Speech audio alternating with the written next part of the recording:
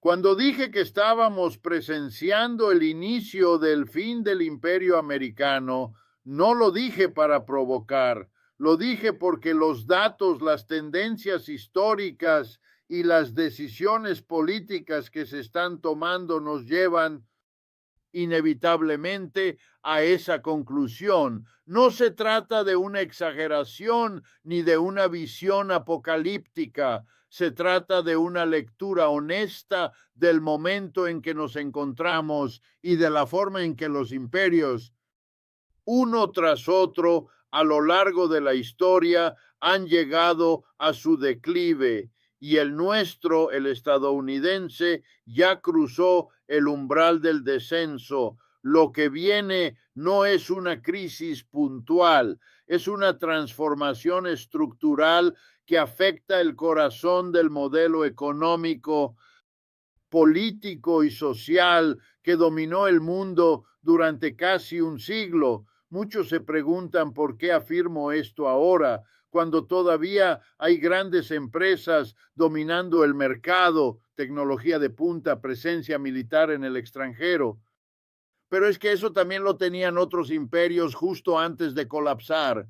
El imperio romano tenía los ejércitos más poderosos del mundo. El británico controlaba rutas comerciales en los 5 continentes.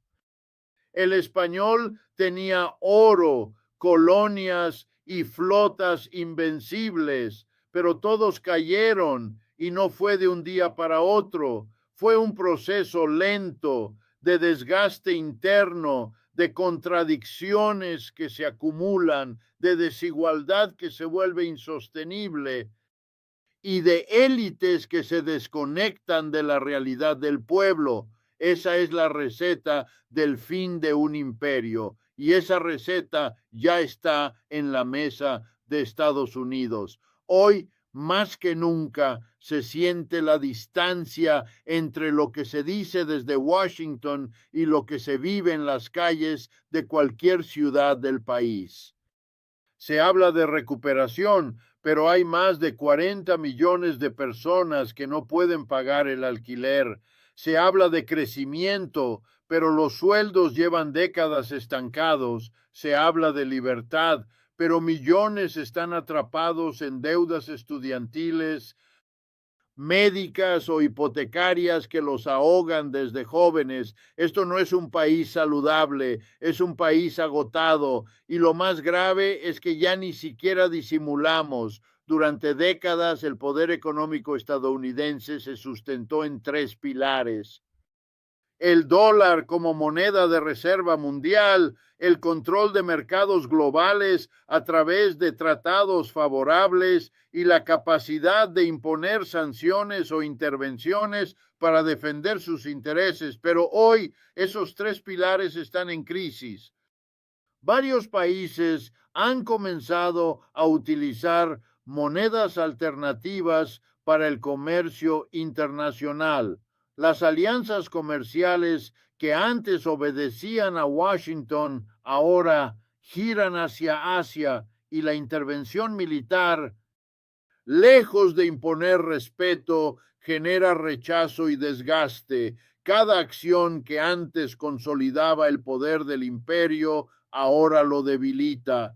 Y mientras eso ocurre a nivel internacional, en el plano interno las cosas no van mejor. La desigualdad se ha convertido en un problema estructural. No hablo de diferencias normales entre quienes tienen más y quienes tienen menos. Hablo de una concentración obscena de la riqueza. El 1% más rico del país posee más del 90% de los activos financieros. Eso significa que una ínfima minoría decide de facto el destino económico de todos los demás. Eso no es democracia, eso es oligarquía. Y aquí es donde entra una de las verdades más incómodas que trato de exponer desde hace años. El capitalismo estadounidense ha entrado en una fase decadente, una fase donde ya no puede ofrecer ni siquiera lo que prometía antes: estabilidad, trabajo digno, movilidad social. Lo que ofrece ahora es ansiedad, competencia desleal, precariedad disfrazada de flexibilidad y un mercado laboral donde el miedo al despido vale más que el talento. Es una maquinaria que solo produce beneficios para los de arriba y angustia para los de abajo. No se trata de una opinión ideológica, se trata de hechos. La esperanza de vida ha bajado, el acceso a vivienda es cada vez más limitado, la educación superior es una trampa de deuda, el sistema de salud es inalcanzable para millones. Y todo esto ocurre en el país más rico del planeta. ¿Cómo se explica? ¿Cómo justificas que un país con tantos recursos no pueda garantizar derechos básicos a su población? La respuesta es clara, porque no es una cuestión de recursos, sino de prioridades, y las prioridades han sido capturadas por el capital financiero, por las grandes corporaciones y por una clase política que ya no representa al pueblo. Y si a todo esto le sumamos la polarización social, el racismo estructural, el debilitamiento de los sindicatos y la criminalización de la protesta, el panorama se vuelve más sombrío, porque ya no se trata solo de una crisis económica, es una crisis moral, política, institucional, es una crisis de sentido, y eso históricamente ha sido el verdadero indicio del fin de un imperio, cuando ya no se cree en su proyecto, cuando las instituciones pierden legitimidad, cuando la narrativa oficial se desvanece. Uno de los indicadores más reveladores de esta decadencia es el colapso progresivo de la infraestructura pública.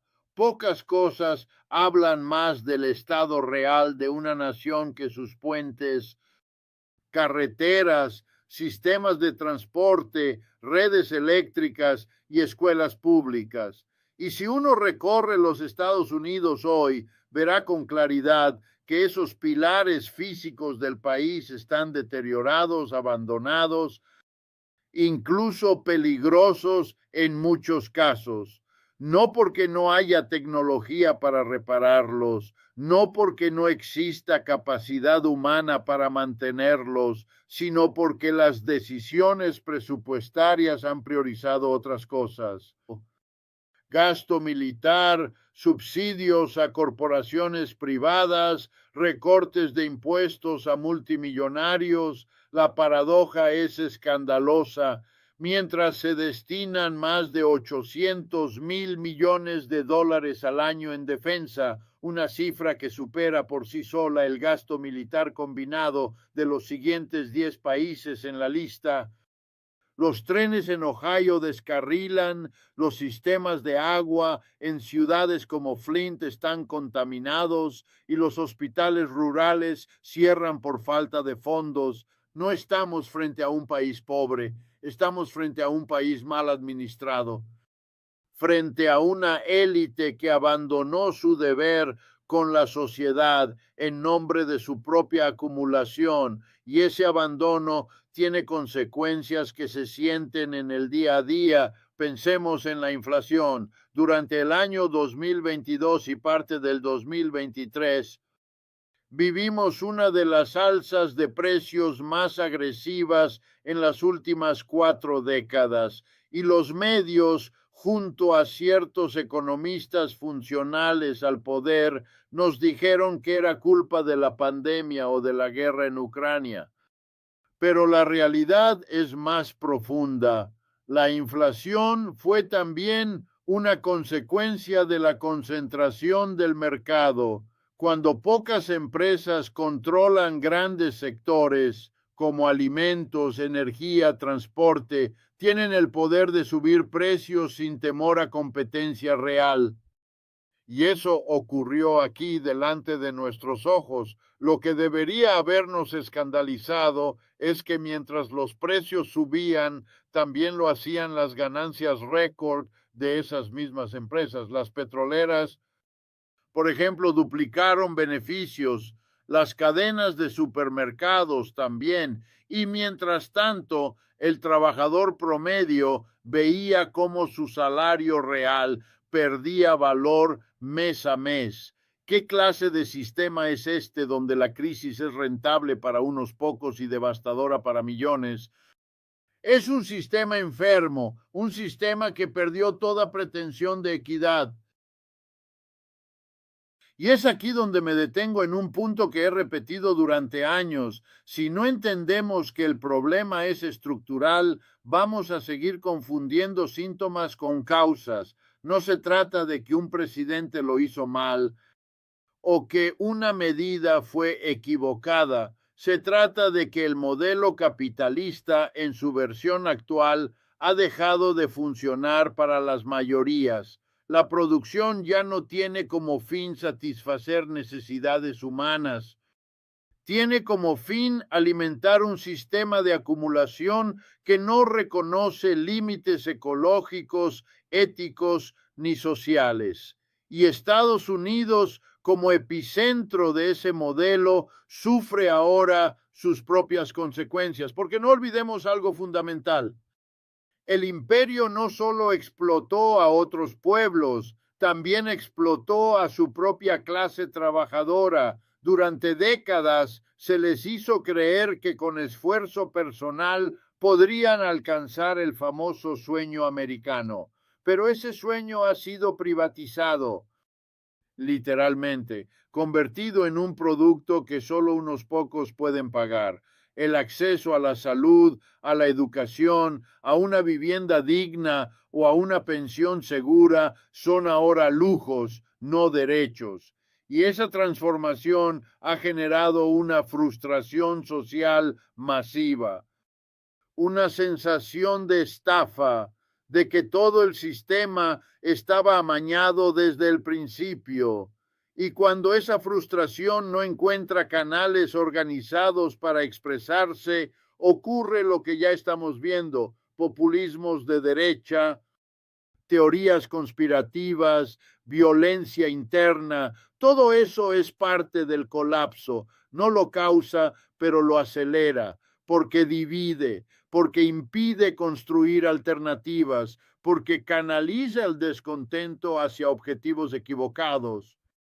Inmigrantes, minorías, supuestos enemigos internos, y mientras tanto los verdaderos responsables siguen intocables en sus torres de cristal, acumulando beneficios. Yo lo he dicho muchas veces, lo más grave no es que el sistema esté en crisis.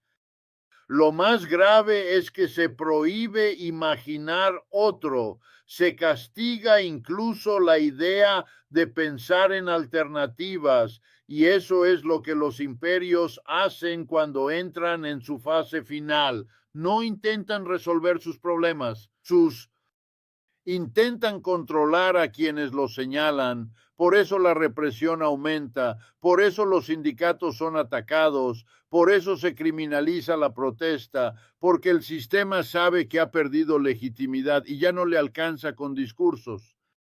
Necesita fuerza, y eso históricamente es un signo de decadencia. Ahora bien, cuando hablamos de decadencia imperial, no podemos obviar el papel de la educación. En cualquier sociedad que aspire a sostenerse en el largo plazo, la formación de sus ciudadanos es clave, pero en Estados Unidos el sistema educativo está profundamente fragmentado, desigual y mercantilizado. Lo que antes era una herramienta de ascenso social, hoy es una fábrica de deudas.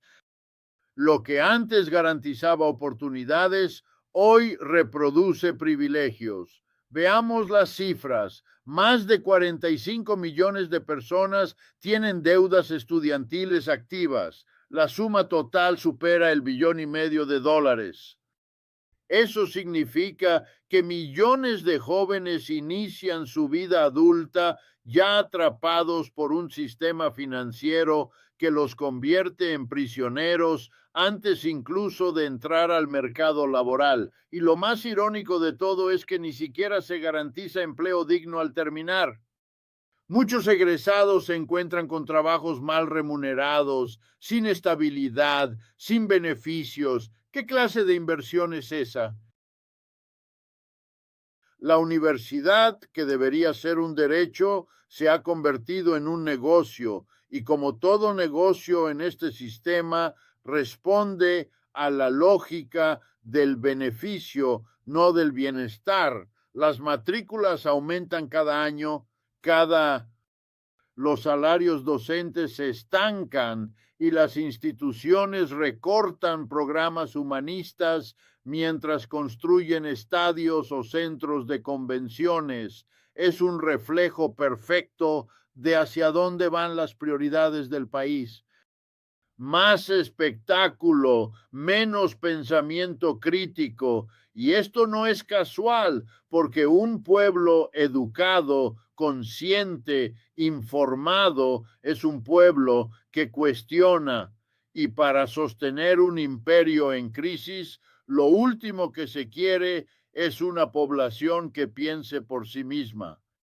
Por eso se desincentivan las ciencias sociales, se recortan los programas de filosofía, se eliminan contenidos históricos que incomodan. El vaciamiento cultural es parte del proceso de descomposición. Una sociedad ignorante es más fácil de controlar y eso también se está viendo aquí cada vez con más claridad. Pero la decadencia del imperio no solo se manifiesta en sus escuelas, sino también en su salud.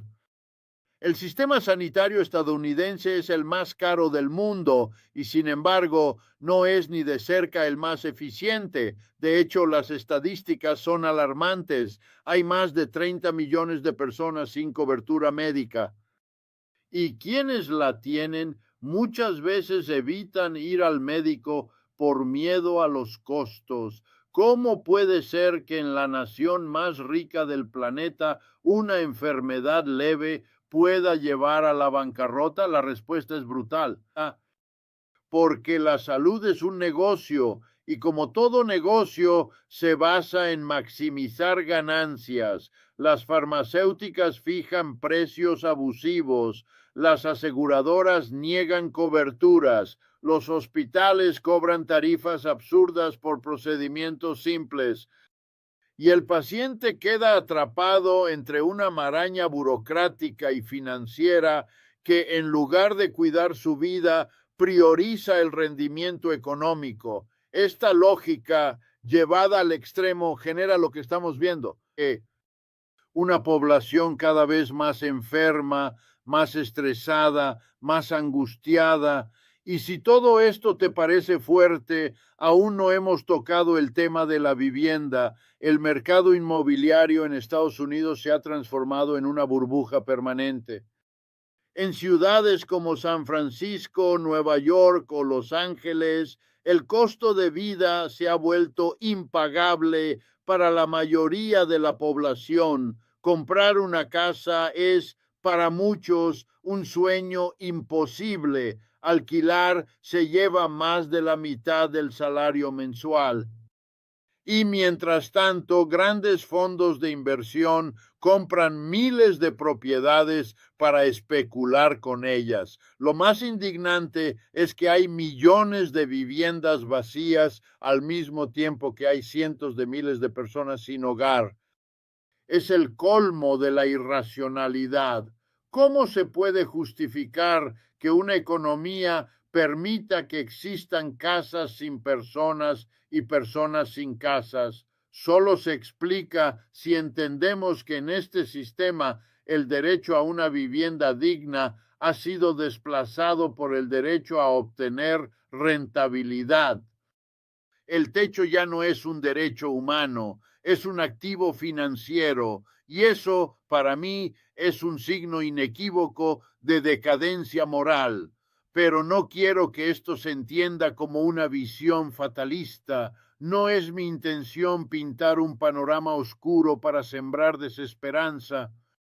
Lo que intento es que comprendamos la magnitud del problema, porque solo así podemos actuar, solo así podemos organizarnos, solo así podemos empezar a construir alternativas reales. Y para eso es fundamental dejar de idealizar el pasado o esperar soluciones mágicas desde arriba.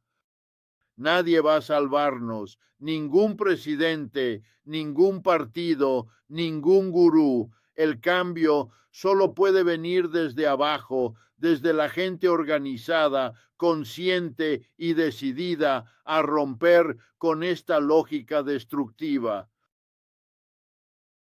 Y eso implica cuestionarlo todo, cuestionar por qué trabajamos 40 horas semanales o más y aún así no llegamos a fin de mes, cuestionar por qué aceptamos que la salud, la educación y la vivienda estén condicionadas al mercado, cuestionar por qué nos dicen que no hay alternativas cuando en muchos países ya existen modelos más justos, más humanos, más solidarios. Mucha gente me pregunta, Richard, entonces, ¿qué hacemos? Y mi respuesta siempre parte de lo mismo.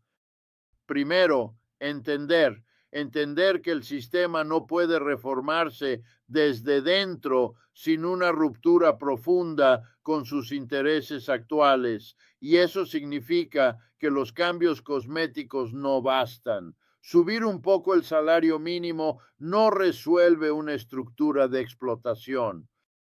Dar un cheque de estímulo no arregla un sistema tributario regresivo. Ofrecer préstamos estudiantiles con menos intereses no elimina el problema de fondo, porque el problema de fondo es el sistema mismo. Y cuando digo sistema, no me refiero a una idea abstracta, me refiero a una red de instituciones, leyes, mecanismos de mercado y formas culturales que perpetúan la desigualdad. Pensemos en el sistema tributario.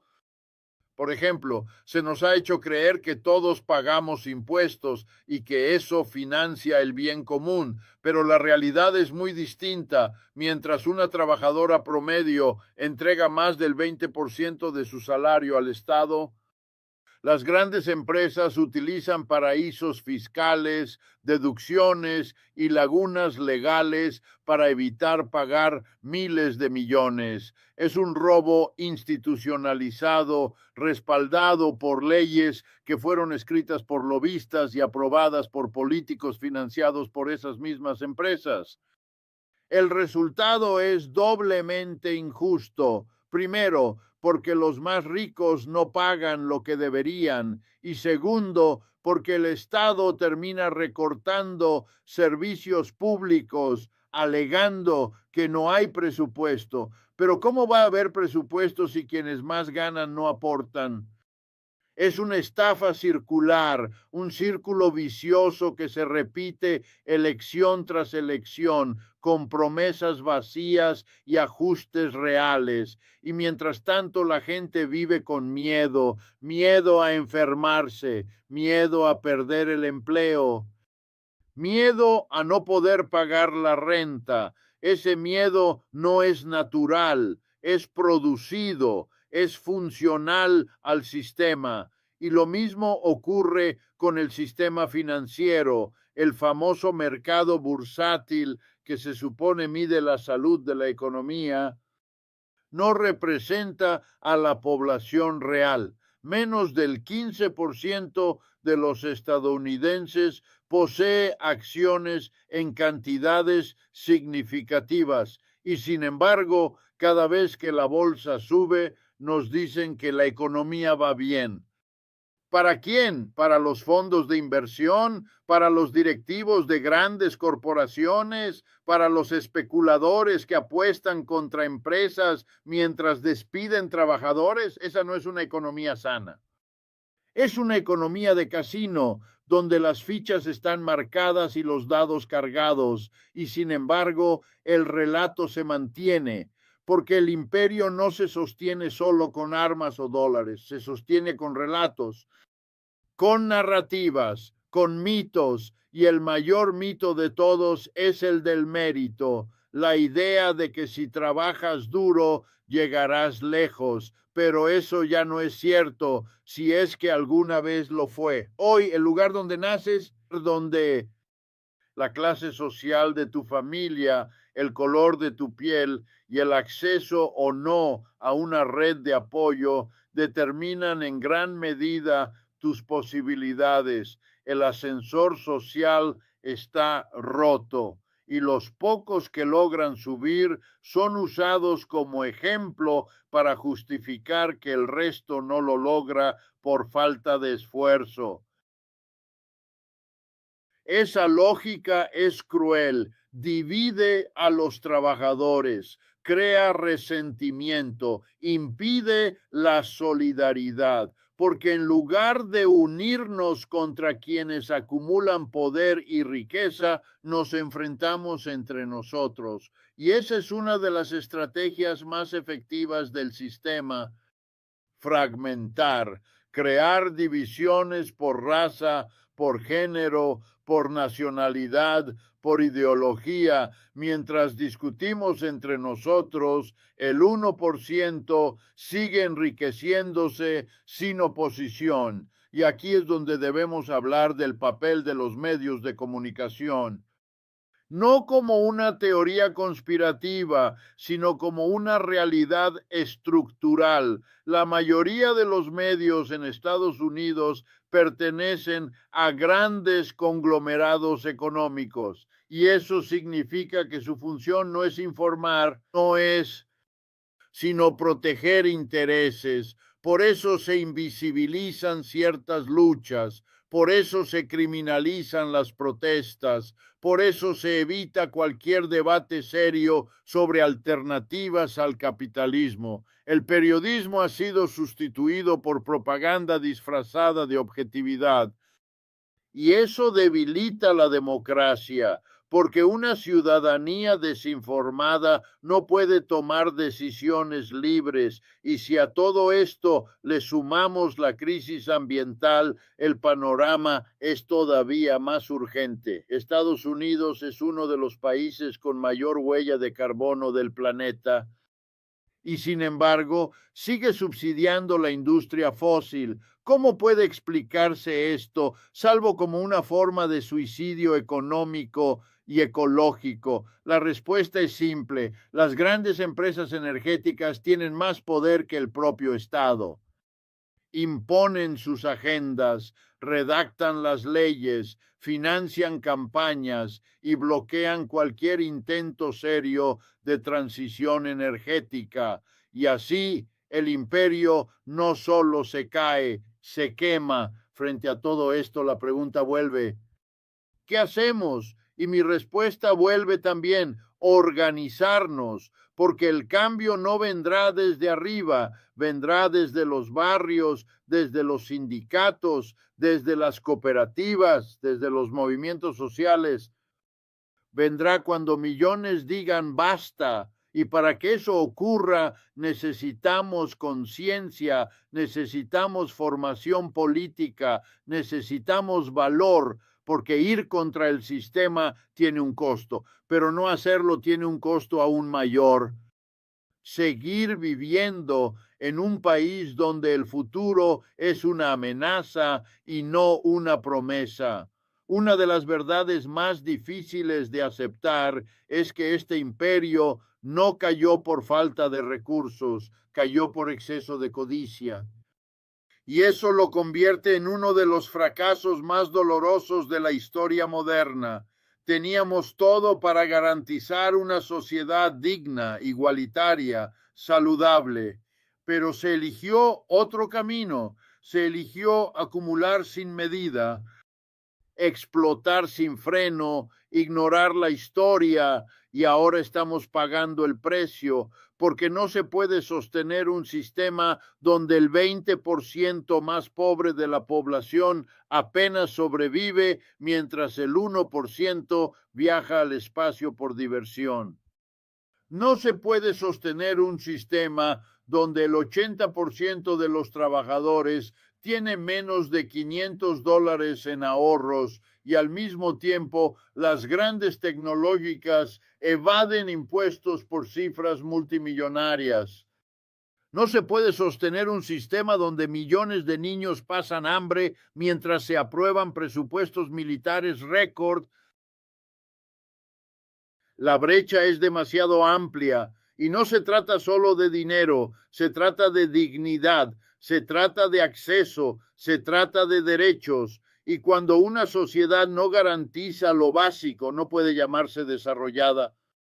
Puede tener rascacielos, puede tener inteligencia artificial, puede tener armas nucleares, pero si no cuida a su gente, está condenada. Y eso es lo que está ocurriendo con Estados Unidos. Una decadencia silenciosa, pero implacable, un colapso no con bombas, sino con indiferencia. Y es que la indiferencia también es política, la resignación también es ideológica. Se nos ha entrenado para aceptar lo inaceptable, para normalizar lo absurdo, para ver cómo inevitable que haya familias trabajando 40 horas semanales y aún así durmiendo en autos, para aceptar que los jóvenes trabajen 3 empleos sin estabilidad, para suponer que si alguien se enferma y no puede pagar, es su culpa, pero nada de eso es natural, nada de eso es inevitable, todo eso es diseñado, fabricado,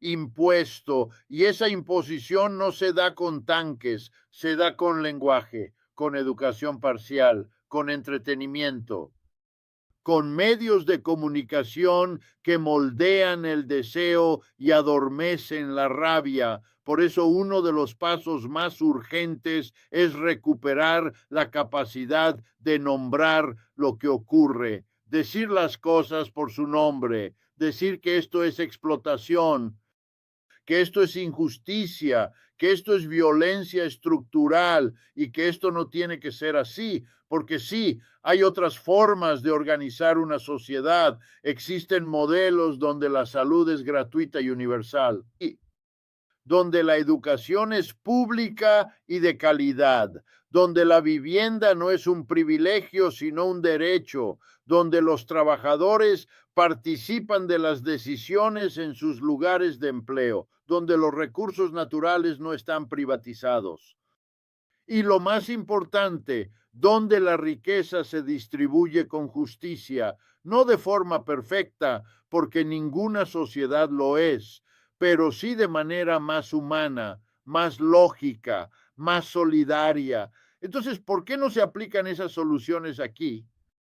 Porque implicarían tocar intereses y quienes tienen el poder no están dispuestos a cederlo voluntariamente. Por eso el cambio no será concedido, tendrá que ser conquistado, democráticamente sí, pero con organización, con conciencia, con valentía, porque nadie va a regalar poder, el poder se disputa y el primer paso para disputarlo es dejar de creer que no se puede. Esa es mi invitación, a dejar de esperar salvadores, a dejar de confiar en que algún día el sistema corregirá sus errores, a asumir que estamos en un punto de quiebre, que el imperio está cayendo y que eso, lejos de ser una tragedia, puede ser una oportunidad. Porque cuando un modelo fracasa, se abre el espacio para construir otro. Y ese nuevo modelo puede ser más justo, más humano, más sostenible. Pero eso depende de nosotros, de lo que hagamos hoy, de cómo eduquemos, de cómo votemos, de cómo trabajemos, de cómo consumamos, de cómo protestemos, de cómo nos organicemos. La historia no está escrita.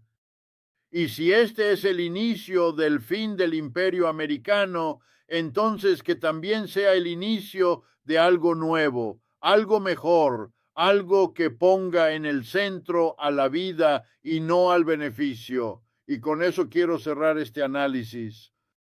No con desesperanza, sino con claridad, no con miedo, sino con lucidez, porque entender el fin de un imperio no es caer en el cinismo, es prepararse para construir lo que vendrá. Y si aprendemos de los errores, si miramos con honestidad, si actuamos con coraje, entonces quizás, solo quizás, lo mejor aún esté por construirse. Y antes de despedirme, quiero dejarte con una reflexión aún más profunda, porque si bien hemos hablado del declive del imperio americano desde lo económico, lo político y lo estructural, hay una dimensión igual de crítica que muchas veces ignoramos, la cultural. Y no me refiero a la cultura en términos de arte o entretenimiento, sino a la cultura como forma de vida, a los valores, a los hábitos, a la manera en que pensamos, sentimos y nos relacionamos como sociedad. Y aquí la verdad es dura. Estados Unidos ha ido vaciando su alma colectiva mientras llenaba sus bolsillos. Se vendió la idea de que el éxito personal está por encima del bienestar común. Se glorificó la competencia feroz, el individualismo, el consumo sin límite y se ridiculizó cualquier forma de cooperación, de solidaridad, de comunidad. Se nos enseñó que si estás mal es porque no te esforzaste lo suficiente y que si estás bien es porque te lo ganaste solo. Pero eso no es cierto. Nadie se salva solo. Nadie construye una vida digna aislado del resto. Este imperio, antes de caer por colapso económico, caerá por agotamiento espiritual, porque no se puede vivir eternamente con miedo al fracaso, con la ansiedad constante de que si te enfermas quedas fuera, de que si protestas te reprimen, de que si sueñas con algo más humano te llaman ingenuo. Esa cultura del miedo, del cinismo, del sálvese quien pueda, es lo que más daño ha hecho. Y eso también hay que transformarlo. Yo lo veo todos los días en estudiantes que ya no esperan un futuro mejor, en familias que no se ven hace meses porque cada uno trabaja en horarios distintos, en padres que no pueden dormir por las deudas, en jóvenes que aceptan trabajos sin contrato, sin protección, sin garantías. ¿Cómo se puede sostener una sociedad así? ¿Cómo se puede pedir lealtad a un sistema que devuelve inseguridad, ansiedad y aislamiento? No es casual que los índices de depresión, suicidio y consumo de ansiolíticos estén disparados. No es casual que cada vez más personas hablen de salud mental como prioridad, porque lo que estamos viviendo no es solo una crisis de modelo económico, es una crisis de sentido. La gente está empezando a preguntarse si esto vale la pena, si esta vida, este sistema, esta rutina de producción, consumo, colapso es todo lo que hay.